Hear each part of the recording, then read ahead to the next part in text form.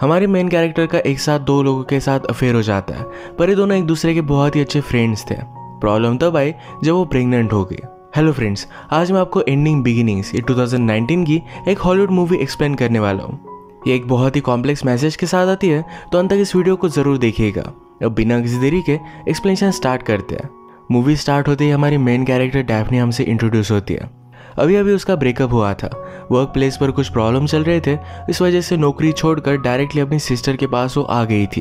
अब कुछ दिनों के लिए सभी चीज़ों से वो ब्रेक लेना चाहती थी।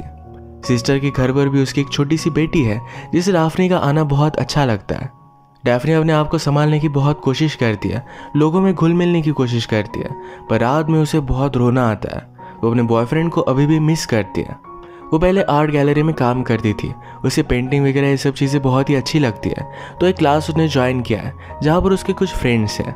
इन फ्रेंड्स से उसने बात की, कहा कि मुझे लगा था कि मैं उससे शादी करूँगी, हम हमेशा एक साथ रहेंगे। उसे अब लगने लग गया था कि वो भी अपनी मदर की तरह पूरी लाइफ सिर्फ प्यार ढूंढने में बिता देगी। उसकी मदर ने जब डिवोर्स लिया तो उसके बाद उसके बहुत सारे बॉयफ्रेंड थे, कभी भी एक जगह पर वो सेटल नहीं थी। अब डैफ्नी डिसाइड करती है डेटिंग से वो 6 मंथ्स के लिए ब्रेक लेगी, अपना फ्रीडम वो एंजॉय करेगी। वो आजकल फिर से न्यू जॉब ढूंढने की ट्राई करती है, पर कहीं भी उसे जॉब नहीं मिलता।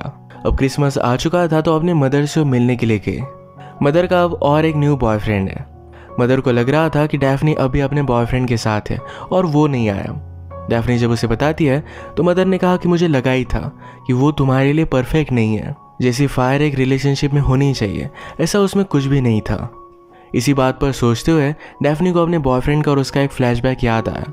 उसे लगता था कि उनकी रिलेशनशिप एक ओल्ड कपल की तरह हो गई है, वो कभी भी न्यू चीज़ ट्राई नहीं करते।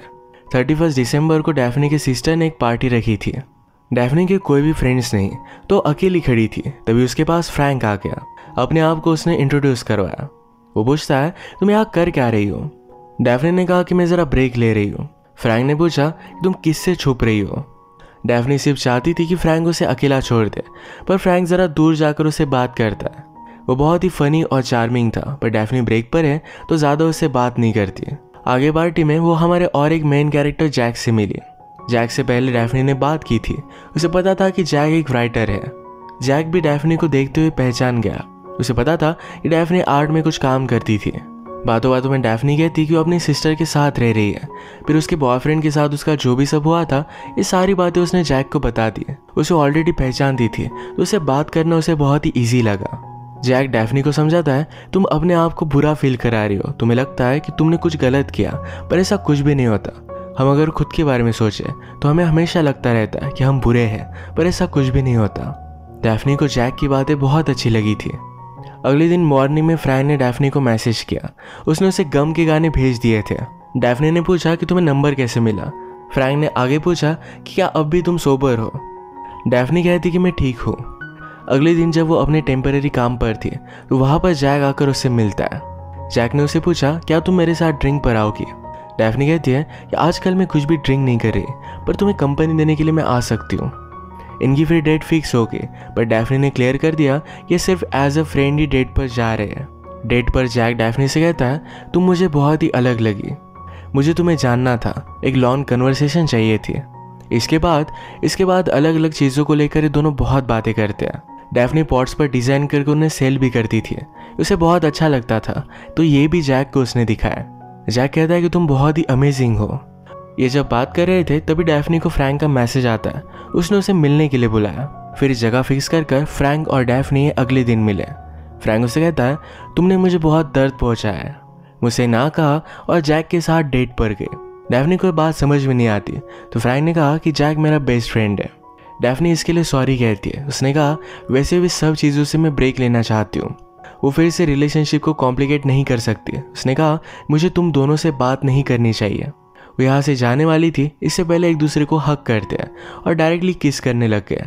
इन दोनों की फर्स्ट मीटिंग से एक दूसरे में अट्रैक्शन बहुत ही पावरफुल था, तो डायरेक्टली इंटीमेट हो जाते हैं। अगले दिन डैफ्नी को जैक का मैसेज आया। उसमें लिखा था कि फ्रैंक और मेरी बात हुई, सब कुछ ठीक है, ज़्यादा वरी मत करो। डैफ्नी फिर फ्रैंक से पूछती है, तुमने उसे क्या बताया? फ्रैंक कहता है, उसे ज़्यादा कुछ पता नहीं है। डैफ्नी फिर फ्रैंक को बता देती है कि वो कोई भी रिलेशनशिप नहीं चाहती, वो एक दूसरे को डेट नहीं कर सकते। इसके बाद डैफ्नी को जैक का मैसेज आता है। इसमें लिखा था कि मुझे लगता है कि हम दोनों में कुछ स्पेशल है। इसे और भी एक्सप्लोर करना मुझे अच्छा लगेगा। इस पर उसने ज़रा सोचा और अगले दिन जैक के पास डेट पर आके ये दोनों रियलाइज़ करते हैं कि जब एक साथ होते हैं तो बहुत ही कंफर्टेबल होते हैं, बहुत सारी बातें करते हैं, दोनों को स्मोकिंग अच्छी लगती है। डैफ्नी ने जैक से पूछा, तुम और फ्रैंक के दोनों कैसे दोस्त हो? जैक कहता है कि वो मेरा बेस्ट फ्रेंड है, पर फिर भी मैं उस पर ज़्यादा डिपेंड नहीं कर सकता। वो कभी भी गायब हो जाता है। उसने मुझसे पैसे लिए थे पर कभी भी वापस नहीं किया। उसकी लड़कियों के साथ अच्छी रिलेशनशिप नहीं बन पाती है। उसकी लास्ट गर्लफ्रेंड उसकी वजह से पूरी तरीके से बर्बाद हो गए। इन दोनों को एक्चुअल में एक दूसरे के साथ कनेक्शन महसूस हुआ था, तो आज रात ये दोनों इंटीमेट हो जाते हैं। अगले दिन डैफ्नी अपनी नीस को जब स्कूल से घर लेकर आई तो उसकी सिस्टर और उसके हस्बैंड में झगड़ा चल रहा था। डैफ्नी बहुत दिनों से उनके घर पर रह रही है। इस सिस्टर के हस्बैंड को अच्छा नहीं लगता। डैफ्नी ने ये सब बात सुन ली थी। उसके एक्स बॉयफ्रेंड ने उसे मैरिज प्रपोजल के लिए रिंग दी थी। इसे सेल कर जो भी पैसे आते हैं इससे रेंट पर हाउस ले लेती है। मूव इन करते वक्त अपने सब चीज़ों में उसे एक्स बॉयफ्रेंड का एक लेटर मिला। उसमें लिखा था कि शायद हम एक दूसरे से दूर चले गए हो, पर अगले जन्म में हम फिर से एक दूसरे को ढूंढ ही लेंगे। वो भी बिलीव करता था कि डैफ्नी उसके लिए परफेक्ट थी। वो उससे कमिटमेंट चाहता था। शायद डैफ्नी इसके लिए रेडी नहीं थी, इसी वजह से उनका ब्रेकअप हो गया। अब अगले कुछ सीन्स में हम देखते हैं डैफ्नी और जैक की रिलेशनशिप आगे बढ़ रही थी। एक दिन फ्रैंक का उसे मैसेज आता है, कहता है तुम तो अच्छी तरीके से मूव ऑन कर चुकी हो। डैफ्नी कहती कि मैं प्रोसेस में हूँ। डैफ्नी लिखती कि मैं तुम्हारे बारे में सोच रही थी। अब कुछ दिनों के लिए जैक ज़रा काम से बाहर जाने वाला था। जैक का डॉग कहाँ रहेगा, ये एक प्रॉब्लम था। तो डैफ्नी कहती है तुम्हारे यहाँ आकर रह सकती हो।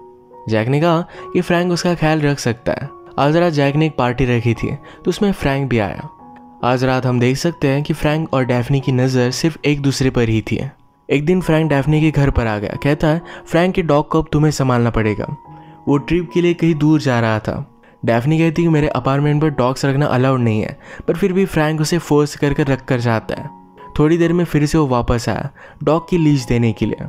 ये दोनों एक दूसरे पर फ्रस्ट्रेटेड थे तो डायरेक्टली किस करने लग गए। वहीं पर इंटीमेट हो जाते हैं। फ्रैंक ने डैफ्नी से पूछा क्या तुम मेरे साथ चल सकती हो? डैफ्नी ने भी इसके लिए हाँ कह दिया। ये दोनों फिर बहुत सारे अलग अलग प्लेसेस घूमे, एक दूसरे के साथ एंजॉय किया। एक रात फ्रैंक डैफ्नी को एक पार्टी पर लेकर आया। सब कैरियोके कर रहे थे तो डैफ्नी को भी फोर्स किया जाता है। उसने एक अच्छा सा गाना गाया पर अचानक से फ्रैंक वहाँ से उठकर चला गया था। डैफ्नी उसे देखने के लिए गई तो नोटिस करती है फ्रैंक ड्रग्स कर रहा है। ये बात उसे सही नहीं लगती। उसने उसे कन्फ्रंट किया। फ्रैंक ने कहा कि मुझसे फाइट मत करो, हमारी रिलेशनशिप इतनी अच्छी चल रही है, इसे बर्बाद क्यों करना। इस तरीके की फ्रैंक्स की आदतों की वजह से डैफ्नी उसके साथ रह नहीं सकती तो उसे वो ब्रेकअप कर लेती है। उसे घर वापस आने में ज़रा लेट हो गया था। वो रियलाइज़ करती है कि आज तो उसकी सिस्टर का बेबी शॉवर है। वो लेट पहुंची तो उसकी सिस्टर की फ्रेंड्स उसके पीछे बहुत ही बुरा कह रही थी। डैफ्नी को अच्छा नहीं लगता तो वो चली जाती है। सारी सिचुएशन को लेकर डैफ्नी ने अपने फ्रेंड इंग्रिड से बात की। इंग्रिड पूछती कि ये सब हुआ कैसे। डैफ्नी ने कहा कि वही तो क्वेश्चन है, ये सब हुआ कैसे। अब नेक्स्ट सीन में हम देखते हैं कि जैक अपनी ट्रिप से वापस आ गया था। डैफ्नी उसे फ्रैंक के बारे में कुछ भी नहीं बताती है। वो ज़रा बोर हो रही थी तो जैक से कहती है चलो आज रात हम डांसिंग पर चलते हैं। क्लब में उसने एक पुराने कोवर्कर को नोटिस किया। उसे एक रात याद आती है जब वो ड्रंक हो गई थी तो यही कोवर्कर उसे अपने घर लेकर गया था। उसने उसे ज़बरदस्ती करने की कोशिश की थी पर डैफ्नी ने उसे रोक लिया था। उस इंसिडेंट के बाद वो डिस्टर्ब हो गई थी पर आज रात उस कोवर्कर की आंखों में आंखें डालकर उसे वो डरा देती है। आजकल जैक के साथ उसकी रिलेशनशिप अच्छी चल रही थी। एक दिन उसे ज़रा अजीब लगने लग गया तो उसने प्रेगनेंसी टेस्ट करवाई तो पॉजिटिव आती है। वो घर पर आई तो जैक उसे कहता है कि मुझे एक अलग कंट्री में एक बहुत ही अच्छी जॉब की ऑफ़र आ गई है। वो बहुत ही एक्साइटेड था और डैफ्नी के साथ लॉन्ग डिस्टेंस रिलेशनशिप कंटिन्यू करने के लिए रेडी था। वो मंथ में 1-2 बार उसे मिलने के लिए आ जाता। इस तरीके से वो रिलेशनशिप कंटिन्यू कर सकते थे। डैफ्नी इस बच्चे को लेकर बहुत ही कंफ्यूज थी। वो जैक को फ्रैंक के बारे में सब कुछ सच सच बता देती है। उसे पता नहीं था कि बेबी किसका है। जैक इस बात से बहुत ही हर्ट हो गया, उसे घर से निकाल देता है। डैफ्नी अपने फ्रेंड इंग्रिड के पास आई, उसे सब कुछ चीज़ें बता देती है। उसे समझ में नहीं आता कि इस बेबी को उसे रखना चाहिए या अबॉर्ट करना चाहिए। इंग्रिड उसे बताती है कि तुम कुछ भी डिसीजन लो, तुम्हारी आगे की लाइफ अच्छी ही होगी, पर एक बात ध्यान रखना, तुम हमेशा प्यार ढूंढती रही। तुम्हें लगता है कि तुम्हें कोई भी प्यार नहीं करता, पर अब तुम इस बेबी पर प्यार कर सकती हो। ये बेबी हमेशा पूरी लाइफ तुमसे प्यार करता रहेगा। ये बात डैफ्नी को समझ में आई और वो डिसाइड करती है कि इस बेबी को रखने वाली है। इसके बाद वो जैक से मिली। उसने कहा मैंने लाइफ में लोगों को बहुत हर्ट किया है, अब वो किसी को भी हर्ट नहीं करना चाहती। इस बेबी की वजह से लाइफ में उसे एक अलग पर्सपेक्टिव मिला है। अब वो एक बेटर पर्सन बनना चाहती थी। जैक उसके लिए खुश था, पर वो डैफ्नी के लिए कुछ भी कर नहीं सकता, उसकी लाइफ का पार्ट बन नहीं सकता। आजकल डैफ्नी छोटे बच्चों को देखती है, उसे बहुत ही अच्छा लगता है। अपनी नीस के साथ जो भी वो टाइम स्पेंड करती थी वो भी उसके लिए स्पेशल था। नेक्स्ट सीन में हम देखते हैं कि उसकी मदर का जो एग्जिस्टिंग बॉयफ्रेंड था उसके साथ वो शादी कर लेती है। डैफ्नी सब लोगों से दूर एक जगह पर बैठी हुई थी तो उसके पास उसकी मदर आई। उसे कहती है, तुम्हें लग रहा होगा कि मैंने लाइफ में बहुत सारी मिस्टेक्स की है। मैंने जो भी किया अपने लिए अलग अलग लाइफ पार्टनर ढूंढती रही, मैंने सिर्फ ये तुम्हारे लिए किया था। तुम्हें फादर का प्यार मिल सके ये बहुत ही इंपॉर्टेंट था। डैफ्नी ने अब अपनी मदर को माफ़ कर दिया था। वो एक दिन अपने ओल्ड जॉब पर कॉल करती है। उसने जो भी सिचुएशन थी ये सही से समझा दी है। वो जॉब उसे फिर से वापस मिल जाता है। और इसके बाद थोड़ा टाइम बीत चुका है। बहुत दिनों बाद एक दिन शॉपिंग करते उसे फ्रैंक मिला। फ्रैंक उसे देखकर बहुत ही सरप्राइज था। वो आजकल किसी और के साथ है, पर डैफ्नी को मैसेज कर एक जगह पर मिलने के लिए बुलाता है। उसने पूछा कि क्या ये बेबी मेरा है। डैफ्नी कहती है कि मेरी बेटी सिर्फ मेरी है। जैक और फ्रैंक दोनों उसे छोड़कर चले गए, तो अब वो किसी के साथ भी उसे बांटना नहीं चाहती। फ्रैंक को सुनकर बहुत अच्छा लगा। उसने रियलाइज़ किया था कि लाइफ में फादर बनने के लिए अब वो रेडी था। नेक्स्ट सीन में डैफ्नी ने अपने एक्स बॉयफ्रेंड को लेटर लिखा। अब इतने सारे टाइम के बाद वो फाइनली मूव ऑन कर चुकी है। वो एक दिन जब अपनी मदर के साथ थी तो मदर ने कहा, तुम मेरे साथ आकर रह सकती हो, मुझे तुम्हारा ख्याल रखना है, तुम्हारे बेबी को संभालना है। अपनी मदर का सपोर्ट ये डैफ्नी को बहुत अच्छा लगा और इस बात के लिए मान गई। वो कभी भी लाइफ में सेटल नहीं थी। एक मोमेंट पर उसे कुछ अलग चीज़ चाहिए थी तो एक मोमेंट पर अलग, पर अब उसने रियलाइज़ किया है कि जिस मुकाम पर वो है वही ठीक है। वो इससे भागना नहीं चाहती, आगे की लाइफ भी अच्छी होगी। वो इस मोमेंट में खुश थी। इसी के साथ ही मूवी एंड हो जाती है। इस मूवी में डैफ्नी को लगता था कि उसे सच्चा प्यार कोई भी कर नहीं सकता। उसकी सिस्टर, मदर, उसके बॉयफ्रेंड्स कोई भी उसके लिए हेल्पफुल नहीं है। जब वो प्रेग्नेंट हुई तब उसने रियलाइज़ किया कि जो प्यार उसे नहीं मिल पाया ये प्यार वो अपनी बेटी को दे सकती है। बच्चे भी अपने पेरेंट्स से हमेशा प्यार करते हैं। इस रियलाइजेशन की वजह से डैफ्नी को अपनी लाइफ में एक स्टेबिलिटी मिली। इसी के साथ आज का वीडियो हम ख़त्म करते हैं। अगर आपको अच्छा लगा तो प्लीज़ इसे लाइक और कमेंट ज़रूर कर दीजिएगा। ये बहुत सारी मूवीज़ लेकर आते रहता हूँ, तो प्लीज़ चैनल को सब्सक्राइब कर दीजिए और बेल नोटिफिकेशन आइकॉन दबाना मत भूलिएगा। हम फिर से मिलेंगे और एक नई मूवी के साथ। तब तक के लिए थैंक यू और आप अपने आप का ख्याल रखिए।